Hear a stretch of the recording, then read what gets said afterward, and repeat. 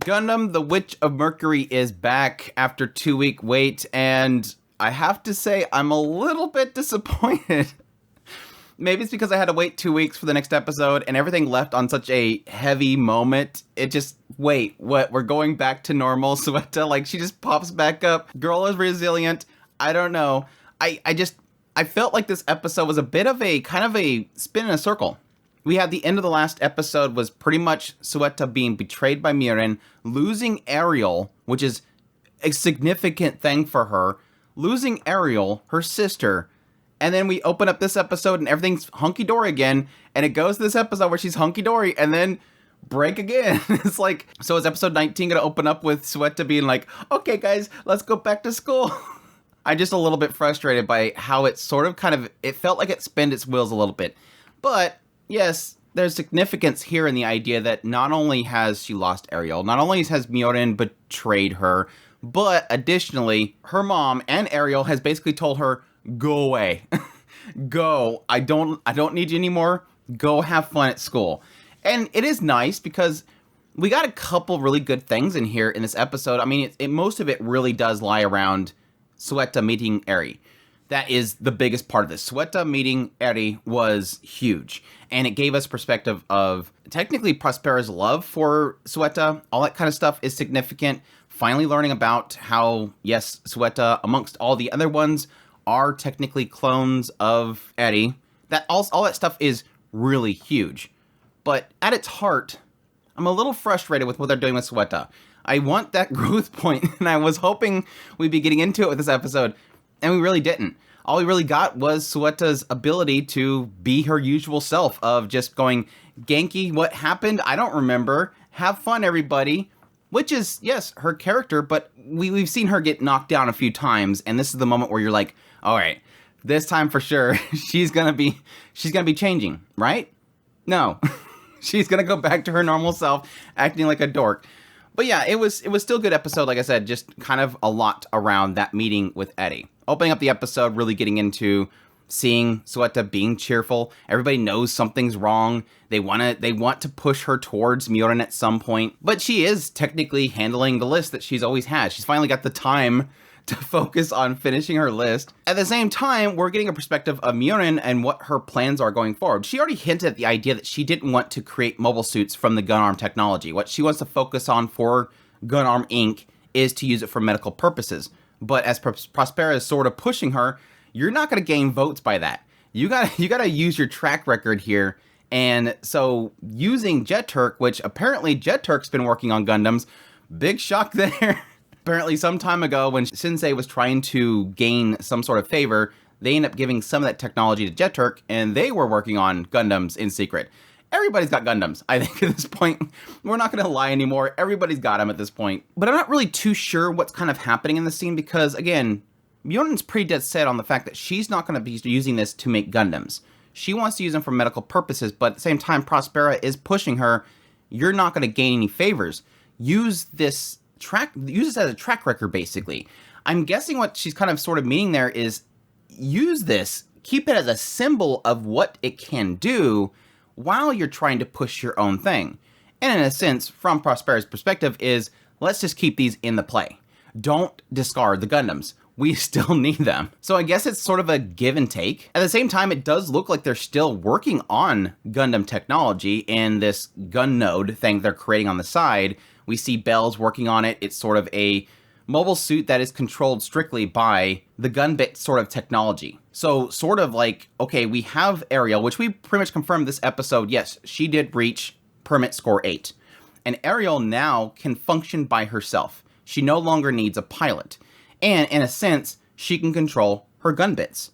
And so it's sort of kind of indicating that she can then expand her network to gun bits, specifically even something as complicated as a full mobile suit, which technically that was something that's already been done before. And I'm wondering if it was kind of odd they didn't really jump on that whole aspect.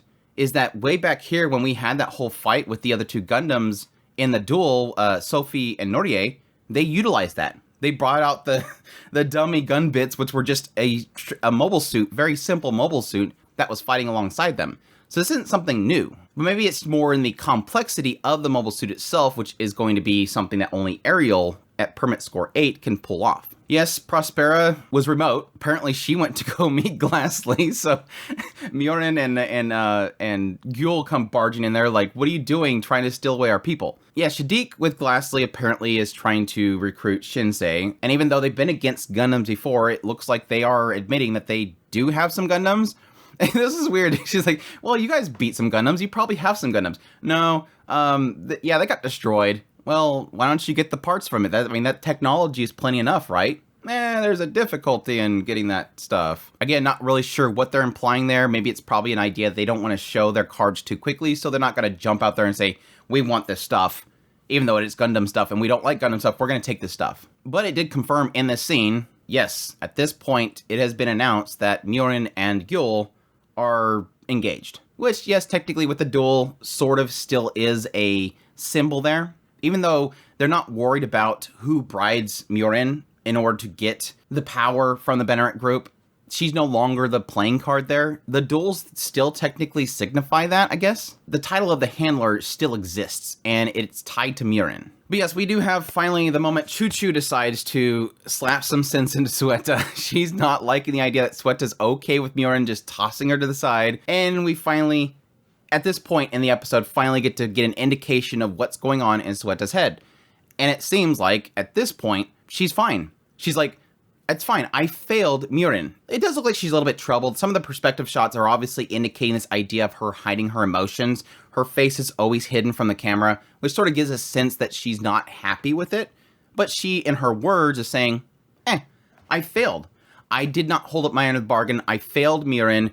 It's perfectly logical that she discards me. Still not hitting on the fact that she lost Ariel. This seems to be the one thing that seems to be absent from her discussions with everybody, is that she'd lost Ariel, which you think would be extremely important to her. Which I think is probably the biggest miss of this episode. Despite the fact that I'm talking about how it sort of seems like it's spinning its wheels at this point, you would think that would be a hot topic for Suletta.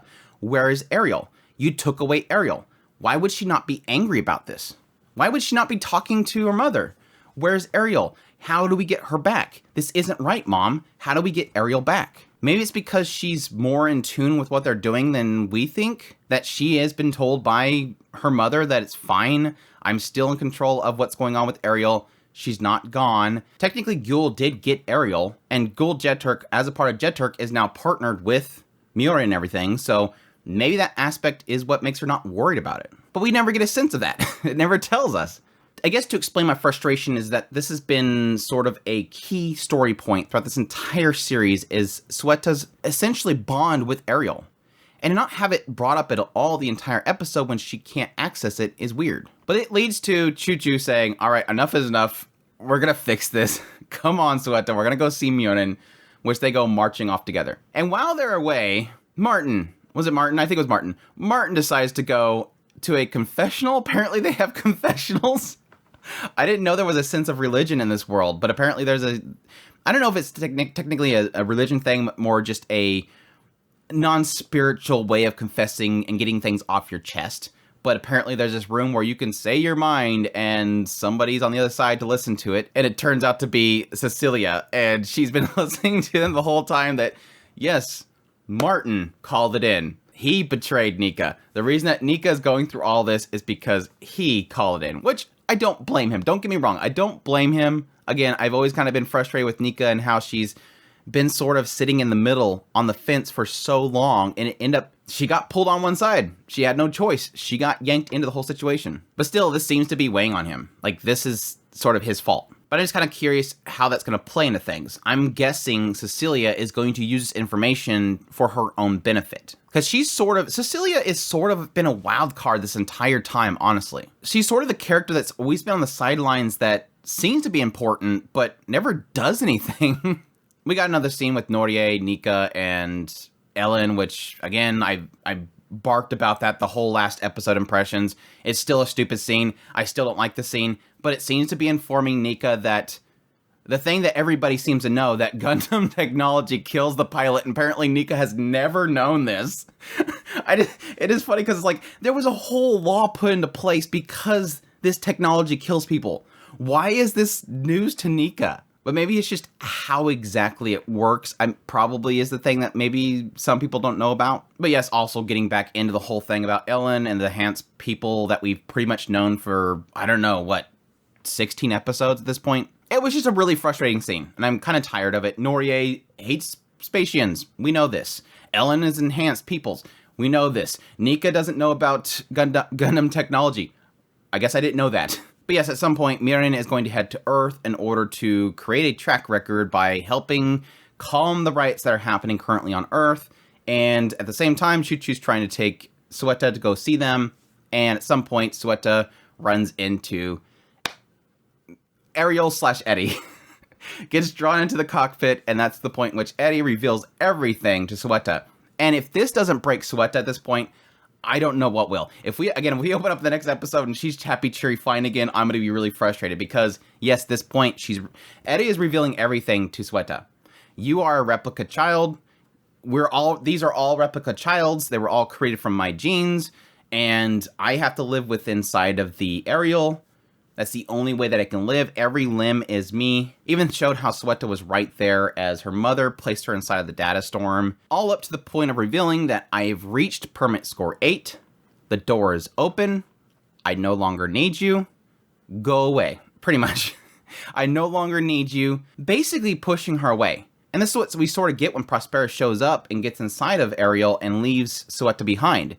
It's a sense that, yes, Prospera is listening to Eddie. Eddie wants Suletta to go be free. Eddie has achieved everything she needs to do in order to finally be free. To reach permit score 8, to spread her data storm and be happy. She doesn't need Suletta there anymore. And more so the idea that she wants Suletta to go be free. You've helped me gain what I need to gain. You don't need to be here anymore. I don't want you in danger. Go be free. She's telling Prospera that. Let's let her be free. And Prospera seems to be fine with that as well. Wants her to go enjoy school life. Suletta is no longer needed at this point. Which sort of makes you question, what is the purpose going to be of Suletta as a character going forward? Now, I've heard plenty of theories, and I'd be interested to see that stuff as well. This idea that, well, since Suletta is no longer needed for Ariel, what is she going to do? Possibly she becomes a villain?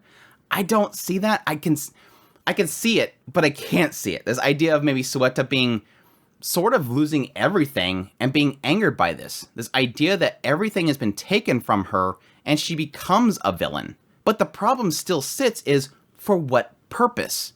Suletta as a villain requires some sort of reasoning. And just being because she goes crazy, unfortunately, isn't enough for me to enjoy it.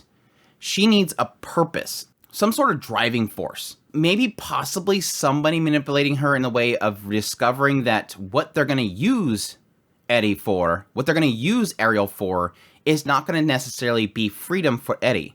And that might drive Suletta in order to stop Mirin and Prospera and everybody to save Ariel. That's about the only way that I can really see it working out, is that she discovers that whatever plan they have for Quiet Zero isn't going to actually be helpful to Ariel, to Edict. But I don't know, we'll see. But at this point, it's like one of those question marks of what is the purpose of Suletta in the story now? She's no longer needed for the Gundam, and she doesn't serve any purpose politically or for driving any other characters. They have successfully made her unneeded. Unless, like typical Gundam, somebody devises some sort of technology that overcomes the Ariel. Typically, a lot of Gundam are arms races. Who can build the strongest thing to overcome the other person? Then you have to upgrade in order to overcome the other person. And that could be. Somebody pops up with something that can overtake Ariel. I'm sure Shadiq has something up his sleeve. But I don't know, we'll see. That's my thoughts on Gundam, The Witch of Mercury, episode 18. I hope you guys enjoyed this video. As always, if you did, make sure that like button down below. Comment. Let me know what you thought of the episode. Do you feel like this episode sort of just spin its wheels? I know, again, the whole scene at the very end with Eddie was pretty much what made this episode, but still, I'd love to know. But anyways, hope you guys enjoy this video. Again, if you're new to the channel, make sure that subscribe button so you get my content. I do news, reviews, first impressions, top list if it's anime, it's pretty much here. Just link for the support channel more. I have a Patreon link, tips link, super thanks, membership button down below. I greatly appreciate everybody that supports the channel, and y'all take care.